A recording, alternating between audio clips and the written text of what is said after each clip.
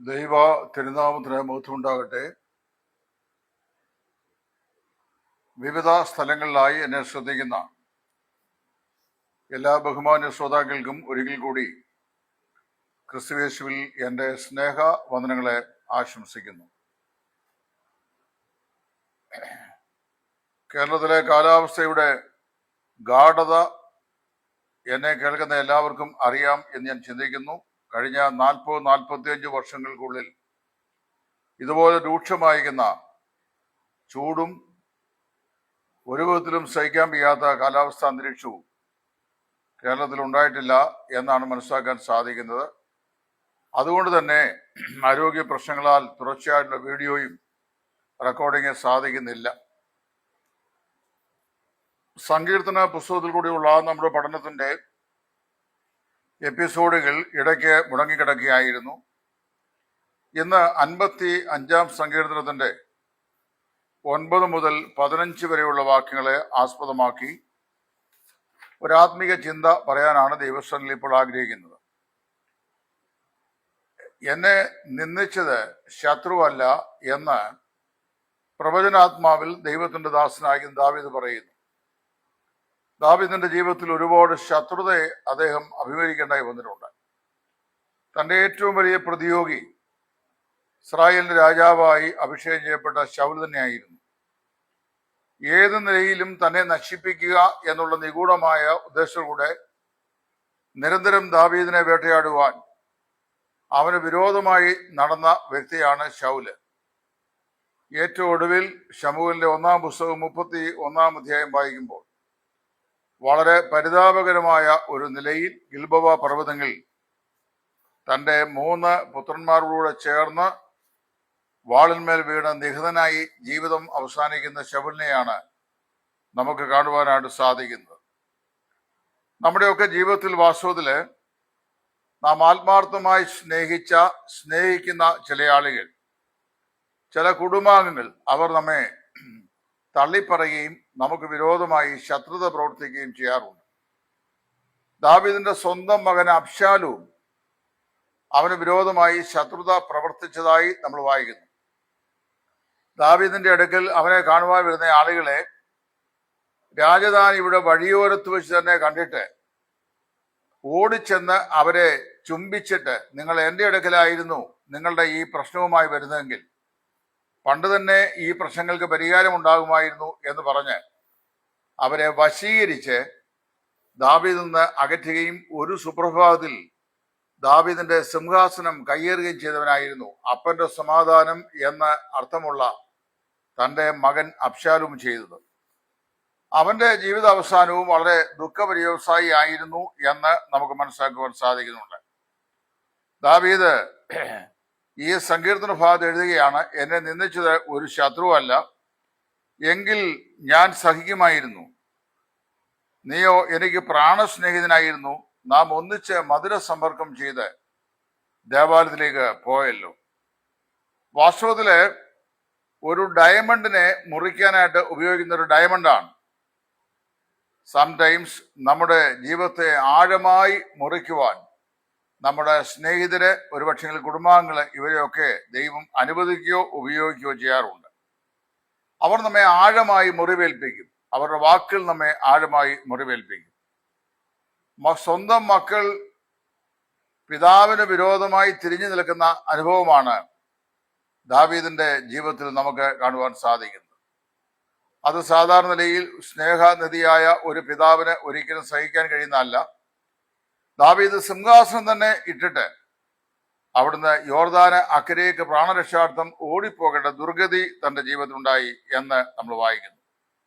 ഇവിടെ തന്നെ ഒറ്റിക്കൊടുത്ത, അവനെ മുറിവേൽപ്പിച്ച, ആഴമായി അവനെ ബുദ്ധിമുട്ടിച്ച അവന്റെ സ്നേഹിതരെ സംബന്ധിച്ച്, അവന് ശത്രുത പ്രവർത്തിച്ച സ്നേഹിതരെ സംബന്ധിച്ച് പറയുകയാണ്, അവരുടെ വായ വെണ്ണ പോലെ മധുരമുള്ളത്, അവരുടെ വായ വെണ്ണ പോലെ മധുരമുള്ളത്, എന്നാൽ ഹൃദയത്തിലോ യുദ്ധമത്രേ. അവരുടെ വാക്കുകൾ എണ്ണയേക്കാൾ മൃദുവായത്, എങ്കിലും അവ ഊരിപ്പിടിച്ച വാളുകളായിരുന്നു. 21-ാമത്തെ വാക്യം ശ്രദ്ധിക്കണം. ദാവീദ് പറയുകയാണ്, തന്നെ ദ്രോഹിച്ച തൻ്റെ ഏറ്റവും അടുത്ത സ്നേഹിതർ, തൻ്റെ ഹൃദയത്തിൽ ആഴമായ മുറിവ് അവന് വരുത്തിയ ആളുകൾ, അവന് വലിയ നഷ്ടമുണ്ടാക്കിയ ആളുകൾ, അവന് മാനഹാനി ഉണ്ടാക്കിയ ആളുകൾ, അവന്റെ ഹൃദയത്തിൽ സ്വസ്ഥത നഷ്ടപ്പെടുത്തി കളഞ്ഞ ആളുകൾ, അവരാരും അവന്റെ ശത്രുക്കളായിരുന്നില്ല. ആരായിരുന്നു? അവരുടെ സ്നേഹിതന്മാരായ ആളുകൾ, ഉറ്റ ചങ്ങാതിമാരായി ഇടപെട്ട ആളുകൾ. അവരാണ് പറയുന്നത് ഈ ദാവീദിന് വിരോധമായി. ദാവീദിന് അത് മനസ്സിലാക്കുവാൻ സാധിച്ചില്ല. അവരങ്ങനെ ചെയ്യും എന്നൊരിക്കലും മനസ്സിലാക്കുവാൻ കഴിഞ്ഞില്ല. നമ്മുടെയൊക്കെ വിശ്വാസ ജീവിതത്തിന്റെയും ശുശ്രൂഷയുടെയും പന്താവുകളെ നമ്മൾ പുറകോട്ട് തിരിഞ്ഞു നോക്കി പരിശോധിച്ചാൽ, നമ്മളോട് മധുര സമ്പർക്കം ചെയ്ത, മധുരമായി സംസാരിച്ച, വ്യക്തിപരമായി കാണുമ്പോൾ വളരെ ഹൃദ്യമായി ഏർപ്പെടുന്ന ചില ആളുകൾ പരസ്യമായി കാണുമ്പോൾ നമ്മുമായി യാതൊരു ബന്ധവുമില്ലാതെ അകന്നു മാറി നിൽക്കും. അങ്ങനെയുള്ള ആളുകൾ തന്ത്രശാലികളാണ്. സ്നേഹിതരെന്ന് നമുക്ക് തോന്നും. അവരുടെ വാക്കുകൾ വളരെ മൃദുവായതാണ്, എണ്ണ പോലെ മൃദുവായതാണ്. അവരുടെ വായിൽ നിന്ന് വരുന്ന വാക്കുകൾ അത് വെണ്ണയേക്കാൾ സോഫ്റ്റ് ആണ്. എങ്കിലും അവരുടെ ഹൃദയത്തിൽ യുദ്ധമാണുള്ളത്, പോരാട്ടമാണുള്ളത്. നിരന്തരമായി നമ്മോട് പകയും ശത്രുതയുമാണുള്ളത്. ഞാൻ മാത്രം, ഞാനും എൻ്റെ കുടുംബവും മാത്രം, ഞാനും എൻ്റെ ഭാര്യയും എൻ്റെ മക്കളും മാത്രം. ഇതാണ് അവരുടെ ഡിക്ഷണറിയിലെ പദപ്രയോഗങ്ങൾ. ദാവീദ് അത്യന്തം വ്യസനിക്കുകയുണ്ടായി. ഇസ്കരിയത്ത യൂദയോടുള്ള ബന്ധത്തിൽ പറയുമ്പോൾ നമ്മുടെ കർത്താവായ യേശു ക്രിസ്തു ഇതേ വാക്കുകൾ തന്നെയാണ് പറയുന്നത്. നാം തമ്മിൽ മധുര സമ്പർക്കം ചെയ്ത് ദേവാലയത്തിലേക്ക് പോയല്ലോ. അത് വാസ്തവ ശരിയാണ്. അവൻ തന്നെയാണ് ദൈവപുത്രനായ യേശു ക്രിസ്തുവിനെ ഒറ്റിക്കൊടുത്തത്. വാസ്തവത്തില് നമ്മളിവിടെ ചിന്തിക്കേണ്ട ഏറ്റവും അതിപ്രധാനമായ വിഷയം, ദാവീദിന്റെ ജീവിതത്തിൽ പ്രതീകാത്മകമായി ദാവീദ് ഈ കാര്യങ്ങൾ പറഞ്ഞെങ്കിലും വസ്തുതാപരമായി കർത്താവായ യേശു ക്രിസ്തുവിന്റെ ജീവിതത്തിൽ ഈ കാര്യങ്ങൾ അതുപോലെ സംഭവിച്ചതായിട്ടാണ് നമുക്ക് മനസ്സിലാക്കുവാൻ സാധിക്കുന്നത്. വാസ്തവത്തില് കർത്താവെ, എനിക്ക് സഹായമായിരിക്കുന്നത് നീ മാത്രമാകുന്നു എന്ന് ദാവീദ് ദൈവസന്നിധിയിൽ നന്ദിയോടെ പറഞ്ഞു. നമ്മൾ വാസ്തവത്തില് തിന്മയ്ക്ക് തിന്മ പകരം ചെയ്യുന്നവരായിട്ടല്ല, തിന്മയ്ക്ക് നന്മ പകരം ചെയ്യുന്നവരായി ജയിപ്പാനുള്ള ആഹ്വാനമാണ് ദൈവത്തിന്റെ വചനം നമുക്ക് നൽകുന്നത്. രണ്ട് അതിപ്രധാനമായിരിക്കുന്ന ആത്മീക പാഠങ്ങൾ ഈ വചനഭാഗത്തൂടെ ദാവീദ് ദൈവാത്മാവിൽ നമ്മെ അനുസ്മരിപ്പിക്കുകയാണ്. ഒന്നാമത്തെ എന്താണെന്നറിയാമോ? നാം എല്ലാവരും സാധാരണക്കാരായ മനുഷ്യരാണ്. മാനുഷികമായ പ്രകൃതങ്ങളും സ്വഭാവങ്ങളുമുള്ള ആളുകളാണ്. മറ്റുള്ള ആളുകൾ പലപ്പോഴും നമ്മെ ആഴത്തിൽ മുറിവേൽപ്പിക്കും. എന്നാൽ അങ്ങനെയുള്ള ആ മുറിവുകളെയും മുറിപ്പാടുകളെയും നമ്മുടെ കർത്താവിന്റെ കരങ്ങളിൽ ഏൽപ്പിക്കുക. നമ്മൾ തിരിച്ച് പോരാടുവാൻ ശ്രമിക്കാതിരിക്കുക. നമ്മോട് യുദ്ധം ചെയ്ത് കാരണം കൂടാതെ എന്നെ പകയ്ക്കുന്നവർ അനേകരാകുന്നുവെന്നും അവരുടെ എണ്ണം എൻ്റെ തലയിലെ രോമത്തെക്കാൾ അധികമാകുന്നുവെന്നും ദാവീദ് ഒരു വേള പറയുകയുണ്ടായി. നമ്മുടെയൊക്കെ ജീവിതത്തിലേക്ക് തിരിഞ്ഞു നോക്കി കഴിയുമ്പോൾ നമ്മളെ പകച്ച ചില ആളുകൾ, പകയ്ക്കുന്ന ചില ആളുകൾ, നമ്മോട് അസൂയപ്പെടുന്ന ചില ആളുകൾ, നമുക്ക് വിരോധമായ ദോഷം സംസാരിക്കുന്ന ചില ആളുകൾ, അധർമ്മം പ്രവർത്തിക്കുന്ന ചില ആളുകൾ, ഇവരൊക്കെ നമ്മോട് അങ്ങനെ ചെയ്യുന്നതിന്റെ കാരണം എന്താണെന്ന് നമുക്ക് അറിയാൻ വയ്യ. ഞാൻ തന്നെ പല ആളുകളോട് ചോദിച്ചിട്ടുണ്ട്, നിങ്ങളെ വാസ്തവത്തില് ഞാൻ നിങ്ങളോട് ചെയ്ത എന്ത് ദോഷത്തിനാണ് നിങ്ങൾ എന്നോട് ഇങ്ങനെ ചെയ്യുന്നത് ചോദിച്ചാൽ ഉത്തരവില്ല. ഹൃദയത്തിൽ വളരെ പക, വിദ്വേഷം, അസൂയ ഇതൊക്കെ വെച്ചുകൊണ്ട് ആത്മീയരായി അഭിനയിക്കുന്ന ആളുകളുണ്ട്. എന്നാൽ അങ്ങനെയുള്ള സാഹചര്യത്തിൽ നാം എന്ത് ചെയ്യണം? നമുക്ക് ഏൽക്കപ്പെടുന്ന ഈ മുറിവുകളെ സ്തോത്രത്തോടെ കർത്താവിന്റെ സന്നിധിയിൽ പരമേൽപ്പിക്കുക. രണ്ടാമത്തെ വിഷയം, നമ്മള് മറ്റുള്ളവരെ മുറിപ്പെടുത്താതെ ഇരിക്കുക. നമ്മളെ കൊടുക്കുന്നവരായും തള്ളിപ്പറയുന്നവരായിട്ടുമല്ല, മറ്റുള്ളവരെ അനുഗ്രഹിക്കുന്നവരായും ഇരിക്കുക. നമ്മുടെ കർത്താവിനാ പറഞ്ഞത് നിങ്ങളെ ശപിക്കുന്നവരെ അനുഗ്രഹിപ്പീൻ, ശപിക്കാതെ അനുഗ്രഹിപ്പീൻ. നമുക്ക് വിരോധമായി ദോഷം പറയുന്ന ആളുകളോട് അവര് നശിച്ചു പോകണം എന്ന് ആഗ്രഹിക്കാതെ അവർക്ക് വേണ്ടി പ്രാർത്ഥിക്കുക. മത്തായിയുടെ സുവിശേഷം 5, 6, 7 ഈ അധ്യായങ്ങൾ നമ്മുടെ കർത്താവായ യേശു ക്രിസ്തുവിന്റെ ഗിരിപ്രഭാഷണങ്ങളാണ്.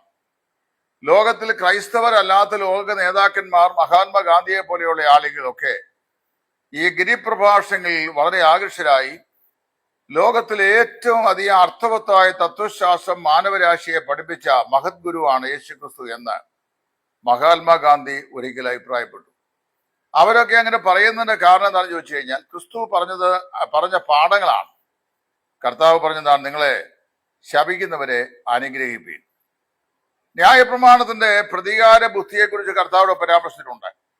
കണ്ണിന് പകരം കണ്ണ്, പല്ലിന് പകരം പല്ല്. കർത്താവ് എന്താ പറഞ്ഞത്? അതിന് നേരെ വിപരീതമായ കാര്യമാണ്, നിങ്ങളുടെ ശത്രുവിനെ സ്നേഹിപ്പീൻ. ശത്രുവിനെ സ്നേഹിക്കുക എന്നുള്ളത് വളരെ പ്രയാസകരമായ ഒരു കാര്യമാണ്. എങ്കിലും കർത്താവിനെ ഒറ്റിക്കൊടുത്ത 3.5 വർഷക്കാലം യേശു ക്രിസ്തുവിന്റെ കൂടെ നടന്ന പണസഞ്ചിയുടെ സൂക്ഷിപ്പുകാരനായിരുന്ന 12 ഒരുവനായിരുന്ന ഇസ്കരിയത്ത യൂദ, അവനാണല്ലോ യേശുവിനെ ഒറ്റിക്കൊടുത്തത്. അവൻ യേശുവിനെ ചുംബനം കൊണ്ട് ഒറ്റിക്കൊടുക്കുവാൻ ഗത്സമന തോട്ടത്തിൽ റോമൻ പടയാളികളുമായും മഹാപുരോഹിതന്മാരുമായി വരുന്ന വേളയിലും സ്നേഹിത എന്നാണ് കർത്താവ് അവരെ സംബോധന ചെയ്തത്. നമ്മുടെ കർത്താവിന്റെ ഹൃദയത്തിൽ പ്രതികാര വാഞ്ച ഉണ്ടായിരുന്നില്ല. ദോഷത്തിന് പകരം ദോഷവും ശകാരത്തിന് പകരവും ശകാരവും പകരം ചെയ്യാതെ ന്യായമായി വിധിക്കുന്നവന്റെ കയ്യിൽ കാര്യം ഭരമേൽപ്പിച്ചവനാണ് നമ്മുടെ കർത്താവായ യേശു. ഞാൻ ദാവീദിന്റെ ജീവിതത്തെയും അവന്റെ ജീവിത അന്ത്യത്തെയും സംബന്ധിച്ച് സൂക്ഷ്മമായി വിശകലനം ചെയ്തിട്ടുണ്ട്. ദാവീദ് തന്റെ ജീവിതത്തിൽ ഇസ്രായേലിന്റെ രാജാവായി ദൈവത്താൽ നേരിട്ട് അഭിഷിക്തനായിരുന്ന ദൈവദാസനായിരുന്നെങ്കിൽ പോലും നിതാന്തമായ ഉപദ്രവങ്ങളും ശത്രുതകളും മനോവേദനകളും ദാവീദ് ധാരാളം അനുഭവിക്കേണ്ടായി വന്നിട്ടുണ്ട്. ശത്രുത ഹേതുവായി രാവും പകലും കണ്ണുനീർ കൊണ്ട് അവന്റെ കിടക്കയെ നനച്ചവനായിരുന്നു ദാവീദ്. ഞാൻ നിന്റെ രാത്രിയിൽ എന്റെ കിടക്കയെ കണ്ണുനീർ കൊണ്ട് നനയ്ക്കുന്നു, എന്റെ കണ്ണുനീർ നിന്റെ തുരുത്തിയിലില്ലയോ, അത് അവിടുത്തെ തുരുത്തിയിലാക്കി വെക്കണമേ എന്ന് ദാവീദ് പ്രാർത്ഥിച്ചു. രാജ്യഭാരം ഏറ്റെടുത്ത് അത് ചെയ്യുന്ന കാലഘട്ടങ്ങളിലും വളരെ അധികം കണ്ണുനീർ വാർത്ത ഒരു മനുഷ്യനാണ്. അത്രയത്ര ദുഃഖിച്ച മനുഷ്യനാണ്. എന്നാൽ ഒരു കാര്യം മനസ്സിലാക്കണം, തന്റെ സിംഹാസനം വെട്ടിപ്പിടിച്ച് തനിക്ക് വിരോധമായി 50 പേരെ കൂലി കൊടുത്ത് അകമ്പടികളായി ഇതോടെ കൂടെ നടക്കാനായിട്ട് സംഘടിപ്പിച്ച് ദാവീദിന്റെ സിംഹാസനത്തിലെ മത്സരിച്ച അബ്ശാലോം തലമുടി ഒരു കാട്ടിലെ മരത്തിൽ ചുറ്റി അവിടെ കിടന്നു. അവിടെ വെച്ച് യോവാബ് അവരെ ശരിപ്പെടുത്തി. അവന്റെ ജീവിതം അവസാനിച്ചു. ദാവീദിന്റെ പ്രാണന് വിരോധമായി പതിയിരിക്കുകയും അവനെ നിരന്തരമായി ശല്യപ്പെടുത്തുകയും അവന്റെ സ്വസ്ഥത കെടുത്തുകയും ചെയ്ത ശൗല് ഗിൽബോവ പർവ്വതങ്ങളിൽ പാട്ടുപോയി. എന്നാൽ ദാവീദിനെ സംബന്ധിച്ച് നമ്മൾ വായിക്കുന്നത്, അവൻ നല്ല വാർദ്ധക്യത്തിൽ നിദ്ര പ്രാപിച്ച് തന്റെ പിതാക്കന്മാരോട് ചേർന്നു എന്നാണ്. മാനവും മഹത്വവും ദൈവം അവന്റെ ജീവിതത്തിൽ നൽകി. ദീർഘായുസ് കൊണ്ട് ദൈവം അവന്റെ തൃപ്തി വരുത്തി. അവന്റെ ജീവനെ ഹനിക്കാൻ ആഗ്രഹിച്ച പലരും ആയുസിന്റെ മധ്യത്തിൽ വെച്ച് തന്നെ ജീവൻ ഇല്ലാതെയായി. എന്നാൽ ദൈവം അവനെക്കുറിച്ച് ആഗ്രഹിച്ച സകല കാര്യങ്ങളും അന്ത്യം വരെയും ദൈവം അവനെ കൊണ്ട് നിവർത്തിച്ചു. അവസാന നിമിഷം വരെയും കർത്താവിന് വേണ്ടി എന്തെല്ലാം കാര്യങ്ങൾ ചെയ്യുവാൻ ദൈവം അവനെ കൊണ്ട് ഉദ്ദേശിച്ചു, അതെല്ലാം ദൈവം അവനെ കൊണ്ട് ചെയ്യിച്ചു.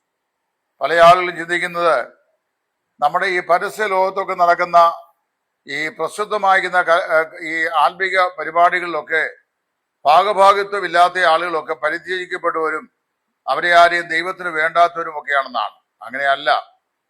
നമ്മളെക്കുറിച്ചുള്ള ദൈവത്തിന്റെ ഉദ്ദേശങ്ങൾ വൈവിധ്യതയുള്ളതാണ്. കർത്താവിന്റെ ഇഷ്ടം എന്തോ അത് ദൈവം നമ്മെ കൊണ്ട് നിവർത്തിക്കുന്നു. ദൈവഹിതത്തിന്റെ ആലോചനയ്ക്ക് ശുശ്രൂഷ ചെയ്ത് അവസാനത്തെ നിമിഷം വരെയും ആ ശുശ്രൂഷകൾ പൂർത്തീകരിച്ച ശേഷം മാത്രമേ ദൈവം തൻ്റെ ദാസന്മാർക്ക് തിരോധനം ഏർപ്പെടുത്തുകയുള്ളൂ. അതിനു മുമ്പേ ആർക്കും അവരെ ഒന്നും ചെയ്യുവാനായിട്ട് സാധിക്കില്ല.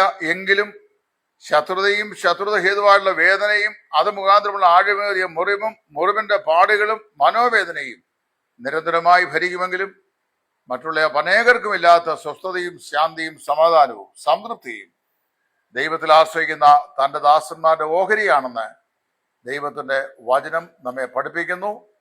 ഈ മനോഹരമായ 55-ാം സങ്കീർത്തനത്തിന്റെ 14 മുതലുള്ള വാക്യങ്ങളിൽ ഈ 2 ആത്മീയ പാഠങ്ങളാണ് ദൈവം നമ്മെ പഠിപ്പിക്കുന്നത്. ഒന്ന്, മനുഷ്യരായതുകൊണ്ട് നിരന്തരമായി ഒരു പക്ഷെങ്കിൽ മറ്റുള്ള ആളുകൾ അനുഭവിക്കുന്ന പോലെ ശത്രുതയൊക്കെ നമുക്കും ഉണ്ടായി എന്ന് വരാം.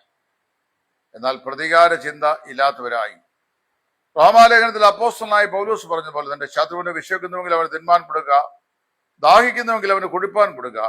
ഇങ്ങനെ ചെയ്യാൽ നീ അവന്റെ തലമേൽ തീക്കനൽ കുന്നിക്കും.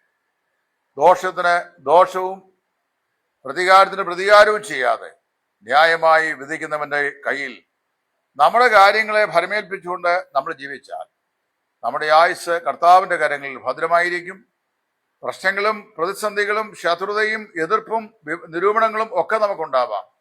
എന്നാൽ കർത്താവ് വിശ്വസ്തൻ, അവൻ അവസാനത്തോളം നമ്മെ സൂക്ഷിപ്പാൻ മതിയായവൻ എന്ന് ദാവീദ് തന്റെ സ്വന്തം ജീവിതാനുഭവത്തിൽ കൂടി നമ്മെ പഠിപ്പിക്കുന്നു.